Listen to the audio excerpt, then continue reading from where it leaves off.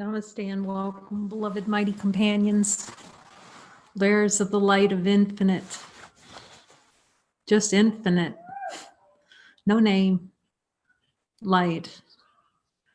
As soon as we got a name, it's like congeal into an object, something that somebody's calling over. Yeah, I don't know what I'm talking about tonight. Probably don't ever know what we're really talking about, except the topic. The thought did come up, supreme happiness. Now that sounds like a great topic. Infinite supreme happiness. See what Jesus has to say about that. Well, that's the course. And today's lesson, I'm not a body. Supreme happiness. All body identification has to fall away, really. Because the body is an investment in no to supreme happiness. In the light of infinite being, we can see this directly. As infinite beings, light beings,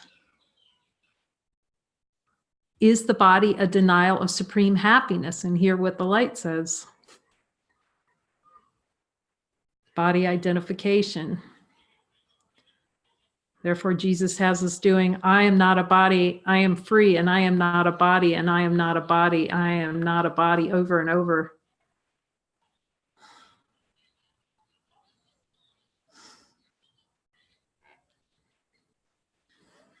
So it feels really wonderful in the light circle to go, okay, let's see if we can find one of those in truth, that the body is true. In divine being and infinite light that we are, is the body real in our direct experience? Can we find one in there, searching in the divine light?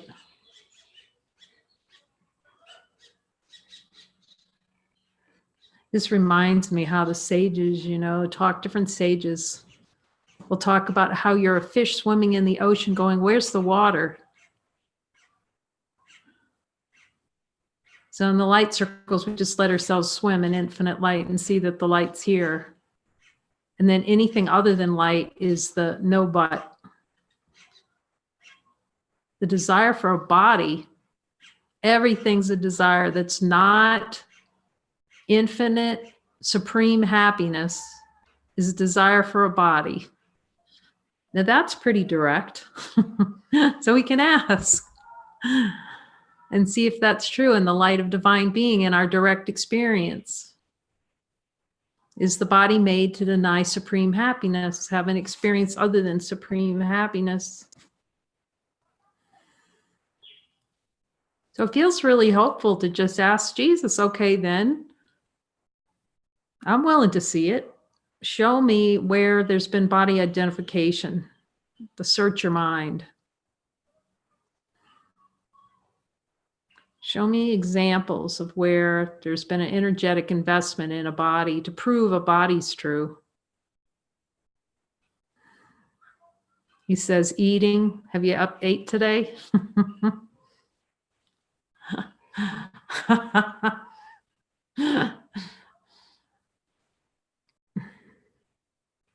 Sleeping, that the body needs sleep, all these beliefs. So we assume are true, assume that we have to eat.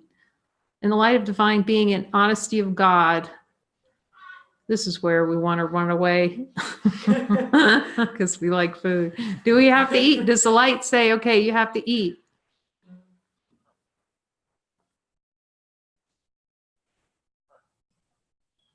I remember somebody asking David Hoffmeister, do I have to eat? He goes, no. And we see this in consciousness. We see these reflections in conscious being, nope. Some guy surviving on sunshine, put him in a room, tested him, didn't eat for a week. Said he hadn't eaten in years. So all these beliefs of body identification that we believe is true, now this is just the question, are they true? The whole world made so we would doubt, to have an experience, a desired experience to doubt who we are, to doubt the light. There's the world, doubt the light, game, or there's infinite light. And can we see in the light of the infinite being, is infinite being that we are, what is the being, the one? Are there any doubts about what it is? You might not know exactly what it is, but the light doesn't have a doubt about what it is. It doesn't try to carve itself into a box shape. Does the infinite light that here have a shape in our direct experience? Can we find a shape for it? Or color?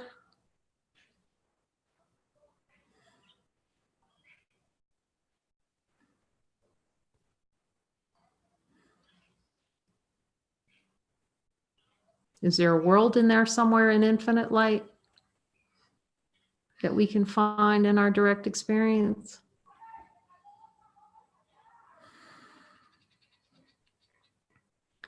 Jesus says, let us join quickly in an instant of light.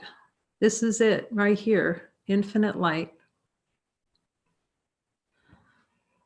And as soon as the but goes out to the but Jesus, I, as soon as that goes out, it builds a whole tree structure of an object, a whole world, a whole fantasy of other. We can ask the light this. In the light of infinite being, are words, the desire to have words form fantasy to deny infinite light? You can hear the answer. You can see we can ask this light anything. We don't even have to have a name for it. We can hear the answer. The only way to know where can, and we'll ask the light, infinite light. Do you have to be light to recognize light? And hear the answer. Can darkness recognize light? Does darkness know what light is? Does light know what darkness is? Does light even know what darkness exists?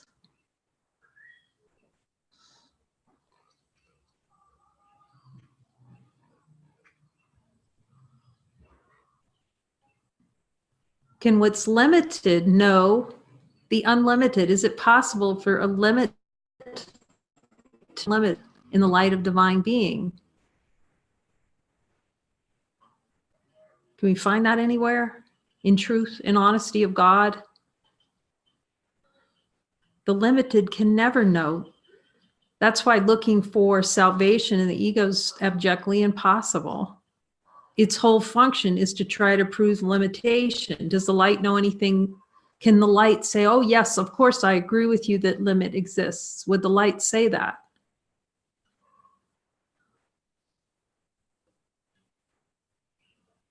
The light of divine being that doesn't know anything about limitation. That's who we are. That's what is.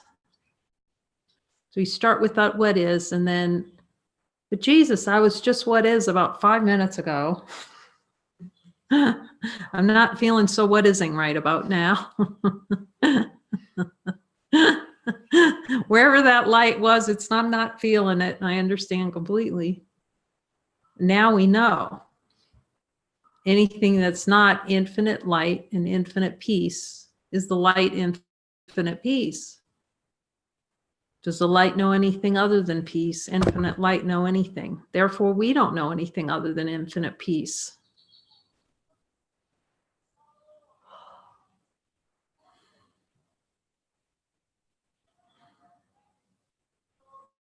So now we know there's only light. We can tell this. We know this, as Jesus says, you know already.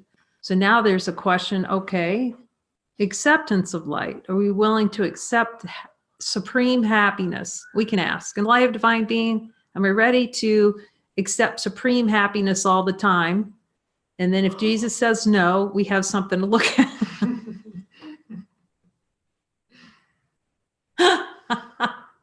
So then we just ask Jesus, okay, so I heard that, I get it. I get that that's a no.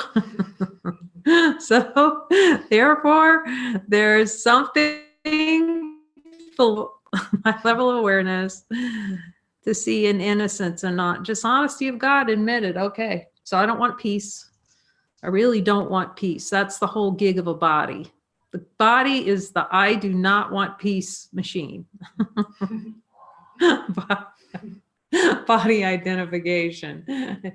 It's so humbling when Jesus starts revealing all the energy around the wanting a body, like knowing that we're the light, but really, oh, that itch for a body, that itch to prove God wrong and have an argument over it, because every argument is the argument to try and keep a body. It seems like it's an argument, oh, Jesus, you're telling me something I don't want to do. It seems like that kind of argument, or seems like an argument with a brother. It's always an argument with ourselves to try to keep a body. And then we see in the light, that's kind of futile.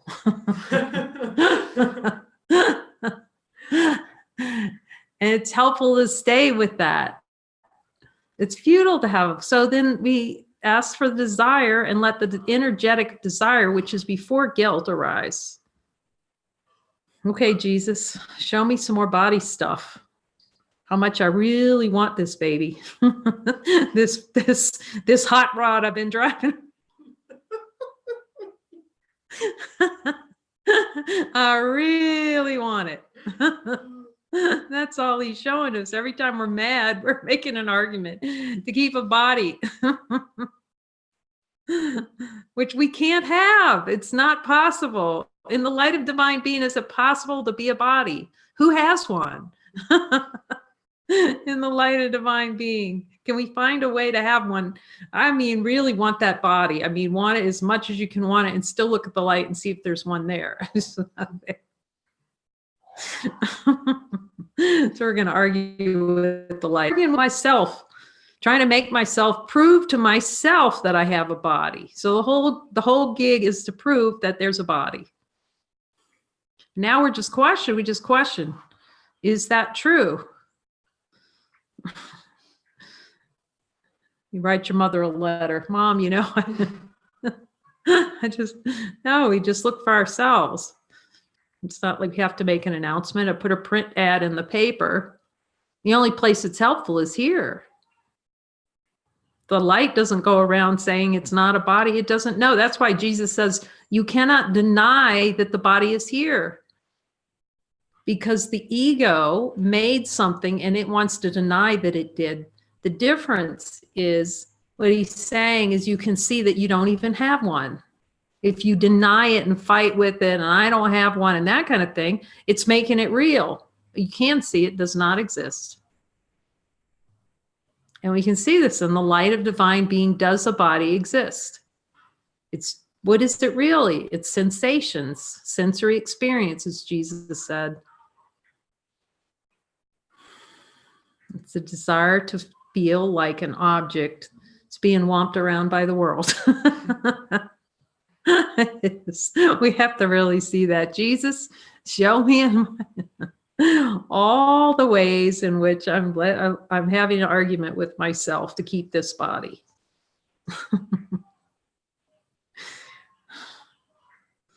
He's really simplifying this for me, for sure. I'm wanting to keep a body. This is where he really gets into honesty of God. I love that, the simplicity of honesty of God. See that you're the light.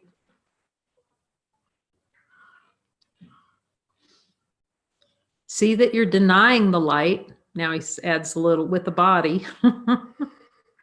And then cease to deny the light. And then ask me to show you where you're denying it. That's the speed. That's like a lightning bolt going through. Collapse of consciousness. The collapse of the untrue. Because once you see there's light, and there's only light, the buts can only last so long because you see it's futile to butt the light. You can't butt it. Because everywhere you go, you know it's there. So it's no longer it can't be played like it was played. I guess it can. It can always play because we can always try to go under and hide under the covers or under the couch or something and say, oh, the light's not here. Then that's part of the desired experience to make it difficult to recognize light. That's desired. If you look in the Course in chapter 20, it talks about you desire an experience in which it's difficult for you to waken up and see who you are. See who you are. It's difficult. Yet in honesty of God, in these light circles, we can see there's infinite light. That's it. The awakening part. And then we can see, well, does the infinite light look around to wake up? Is it waiting for a wake-up call? The infinite light. It's going, okay, somebody better ring me because I'm not awake yet. Or I'm awake, but the guy next to me sure isn't. Light's not saying that. The light just is.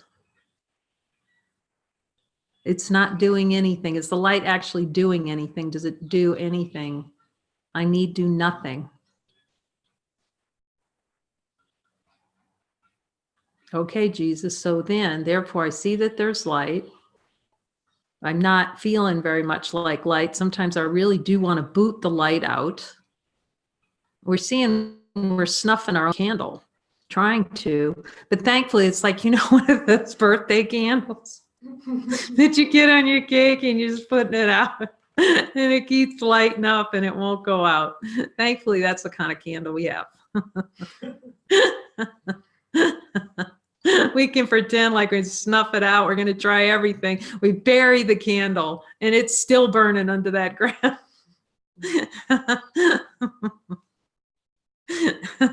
We can go to a funeral and the light is still burning. It doesn't change no matter what. Every time we check. So he's suggesting that we check in multiple times a day because you're so used to tossing it out, giving the light, giving ourselves the boot right on out of heaven. Boop. And how that goes around, how quickly transcendence is merely accepting I but crucify myself.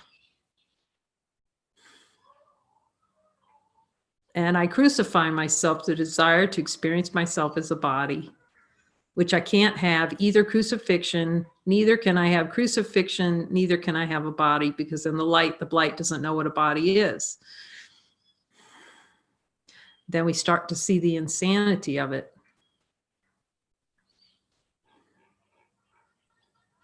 We used to worry about someone and hauling us off to the funny farm. We'd laugh about that. I'm going to get hauled off to the funny farm. And you should see what would happen for the funny farm, because the getting hauled off to the funny farm is seeing that, believing we're a body.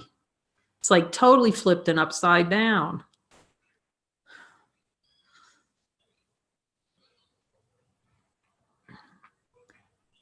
For the insanity of denying spirit, everyone would be hauled off to the funny farm. Because the funny farm is the belief that we have, except it's not so funny. It's not a funny farm. Jesus is offering the happy farm, the happy, infinite, unchanging nothingness versus death with somethingness.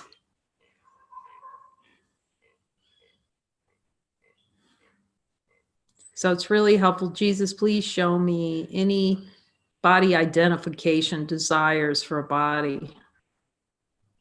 Is there any pain? Pain's just like a really good place to look for that projection. Just, that feeling that you really want to get that, whatever it is, out of you, out of myself. The pain in my foot, pain in the head, pain in the eyes. That is all the desire for a body. To keep a body, actually, then pretend like we want to toss it out because it feels terrible. But pain is actually the desire to keep a body identification.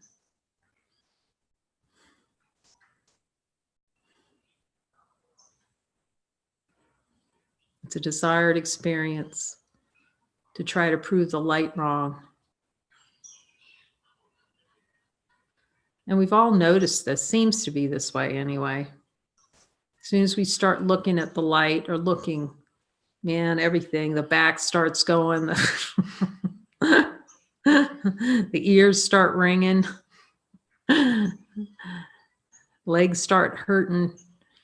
And notice just how it goes right to body. Yet that's the direct way, is seeing behind these things, the beliefs that actually hold that in place, and have Jesus reveal the conditions. Jesus, what are the conditions for, you can fill in the blank, this pain that I'm feeling? What part of personal identity am I hanging on to?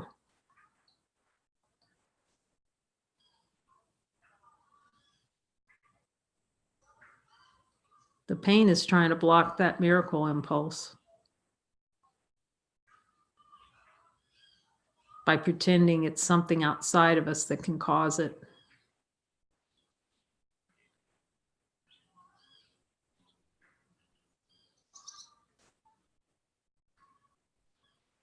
He's just calling us to see how powerful this light is. We really don't need a body. Like I was reading a text about how it's probably in a course too. You know, these things start merging all into one. But how the only purpose of the body is to demonstrate that it's not needed at all. We actually don't need one. We're so convinced ourselves that we actually need a body. But we can ask in the light of divine being, do we actually need a body? Does we need the body to do anything? The light's not saying that. That's a bit uncomfortable for a sense of personal identity, because personal identity depends on a body being real and all the pain being real.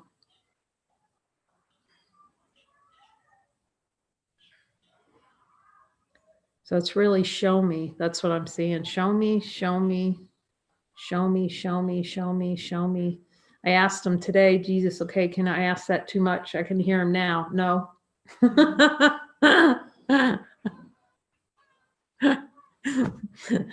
Can I ask you to show me? No. Too many times. Oh my gosh, the patience beyond Job. In that case. I mean, yeah, wow. Ask again, ask another, keep asking. He says, because you don't ask enough. And there's been such a habit of not asking. So you can't ask enough, he says. We need that kind of spaciousness for the authority of God within to help us see where we're denying this infinite light that's so easily seen, the holy instance, easy. It's simple because it's so natural to us. Just rest as the holy instant and see how the whole body relaxes. It's like, can a problem be found in infinite light? No problems.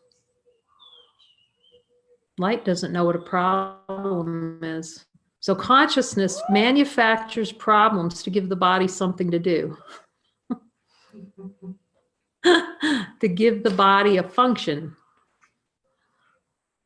When the only function is infinite light, that's the only function. There's function. Infinite, unchanging light, expressing as it is divine. And so that's the lesson here for sure. He's owning it. And I'm seeing it, I have no clue how to express his divine being, not a zip what that is. And we have to have, I'm seeing he has to show, okay, all right, is this, so I just, is this divine expression in fullness? And have him tell me,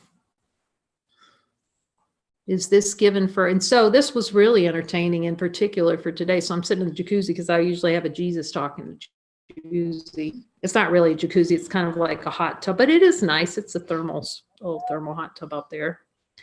And, but to me, it's more valuable to be shown if there's any body identification going into that jacuzzi. At this point, it's I will turn this jacuzzi in a minute for supreme happiness. You know, because we get that taste of infinite joy, like infinite joy. It's like no jacuzzi is going to stand in the way of that. But the real beauty of it, I was really very appreciative of you showing me this, and that is anything can be a divine expression, including going into that jacuzzi. But he's the one, divine light, has to tell us what that is. I mean, I feel so much love saying this, it's insane. This is for me. I mean, you know, because there's so many conceptual ideas about what it means to express as divine beings. So we need that voice. I'm seeing I need that voice. I don't know what anyone, I need that voice for that level of clarity, abject clarity. Is this a divine expression in fullness now? And just hear that voice, yes. Like, okay. So it's sitting in the jacuzzi. It could be planting a flower. It's washing the dishes.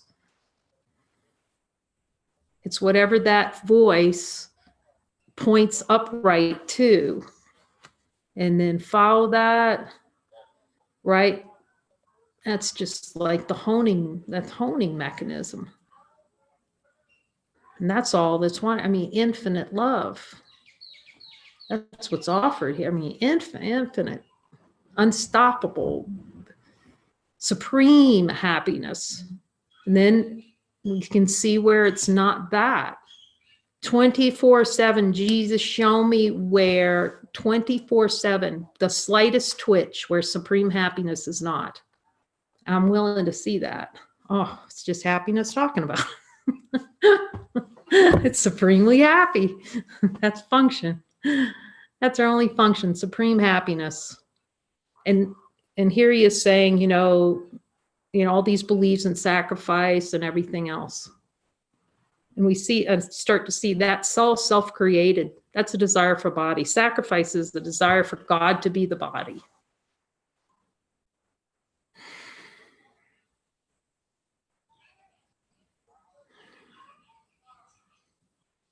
So he's really, I'm very grateful for a New Covenant, for this really direct looking, for the reminder to ask him all day long.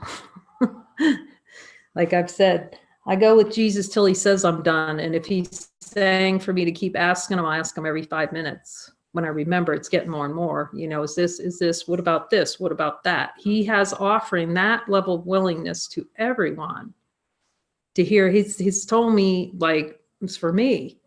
Every being can hear this voice with resounding perfection simply because it is natural. It is what is. And so any doubt that it is means it's a desire for an experience to doubt divine light. And so it's really good to ask Jesus, one of the first discussions, show me where the desire is to doubt divinity, and to doubt that it's easy for me to see who I am and accept who I am. So any play in consciousness where I'm going to play the dink around and it's going to be hard and painful, that's a really good thing to clear out really quickly with Jesus. That fear has to arise, that's another one. If fear's arising, then there is a desire for that experience.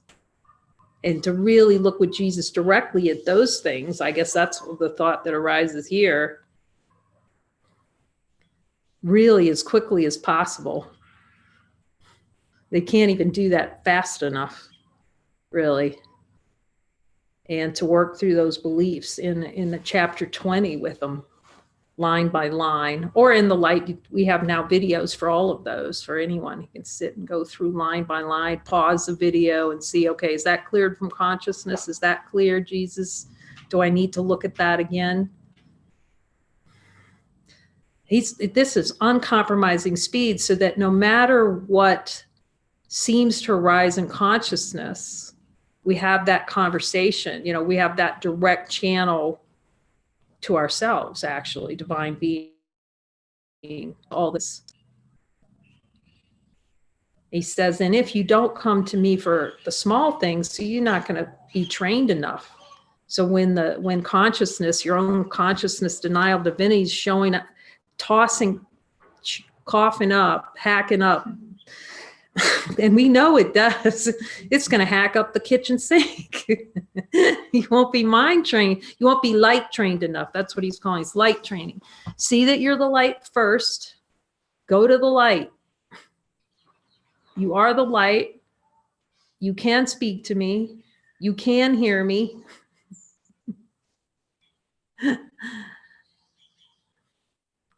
And ask me everything. And that is this direct path. And ask me to show you all the denials, the energetic investment. And just admit it when they arise. Like, okay, I get it. I see it. Boy, he delivers it in spades. That's mine. It's just to be seen. That's it. And admit it. It's just a running away from the looking that hurts. That's what hurts, is the not direct looking. Hurts like a mo.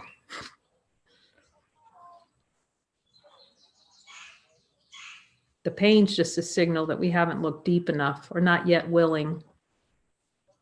He's saying it's so fast, and I just see that. It's just so easy to clear, so much easier to look directly in the light as the light of divine being and just put any thought, feeling, emotion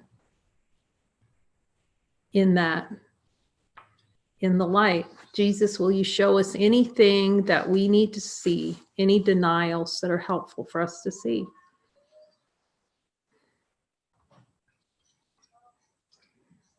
Twitches and glitches, any twitch or glitch, that's denial of the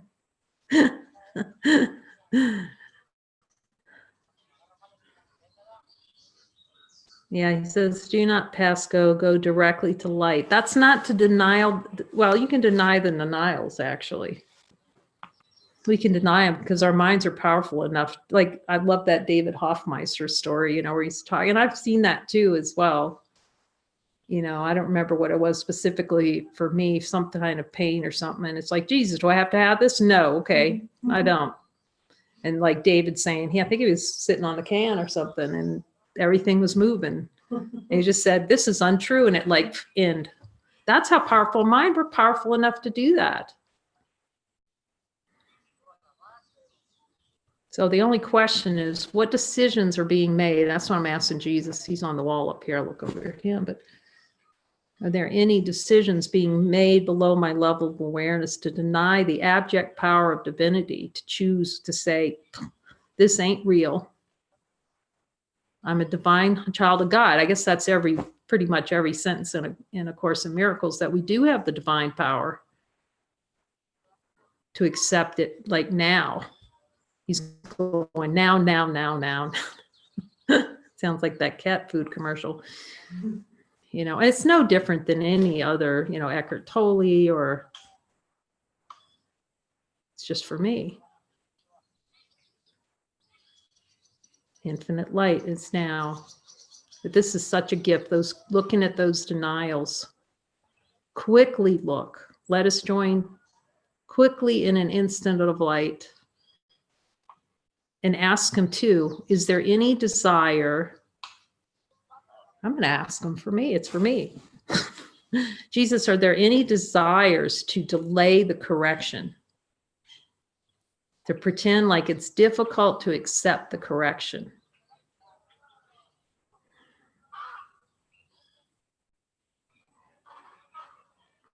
Show me. I'm willing to see him.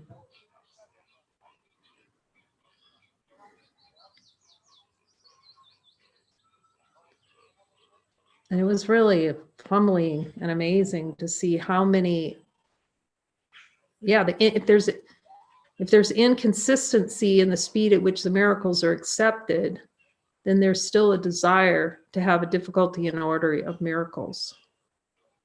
He's been reminding me, I can hear him now, giving me how miracles are divine order.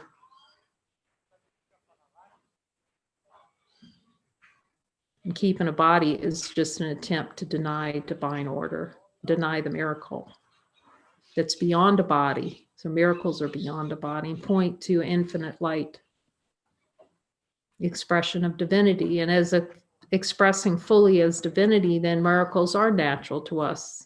They're who we are, their identity.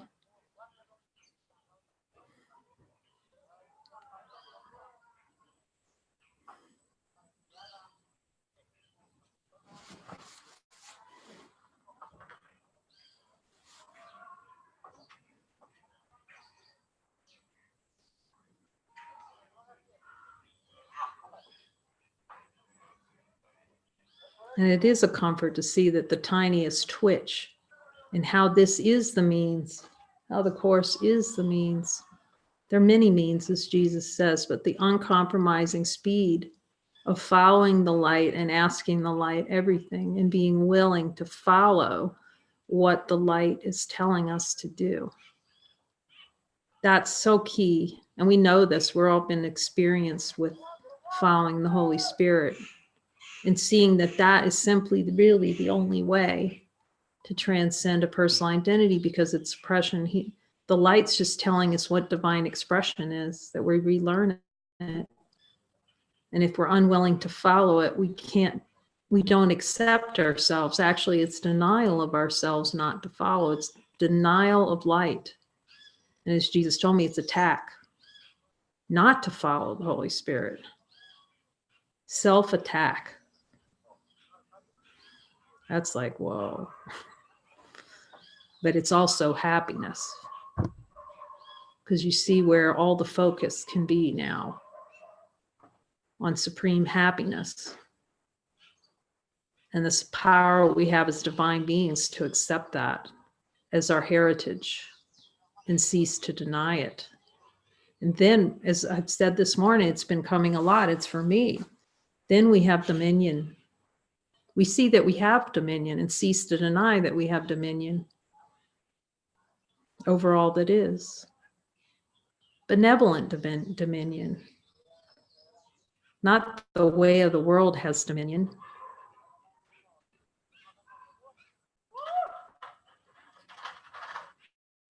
It's just divine power. That's a different kind of power than the world knows. The world has power over something. We can see the divine light as a different power source, the source of all that is. And in this light, we can see that, can we do everything Jesus asks us in divine light? What's in honesty of God? Can we do everything that Jesus asks us? And is doing everything Jesus asks us the only means of finding perfect happiness? And hear the answer in divine light of being. And hear that yes inside. The ego going, oh shit. Maybe not. Maybe we're all just all mind trained so far beyond that. But the divine light knows what it needs to see itself and recognize and celebrate itself without limit.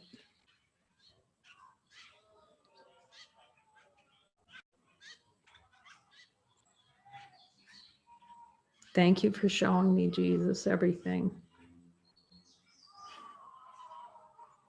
And for showing the power of coming together and joining to look so directly and unsparingly at all the desires to say no to divine light.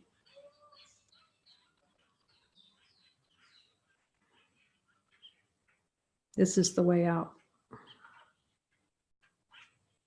The way out of hell. If we're willing to follow that voice uncompromisingly. You start to understand what the compromise is every time we say no to that voice. And how important these mighties, how absolutely critical the mighties are. They're critical. They are Jesus, first of all, they're Jesus personified. That's enough probably right there. But to help us say, to have beings around us who do not compromise. Otherwise, the ego will hunt. Well, the ego's function is to hunt a being down, a reflection in consciousness that agrees with the fiefdom, that the victim's real or pain is real, or we have an entire universe of reflections in consciousness that all of that's real. But to have those precious few mighties that just don't believe any of it, they've surpassed the reflections in our mind of the recognition of divinity and do not waver from that. Is we start to see how that's the only way to go. That's the only way to stay straight up.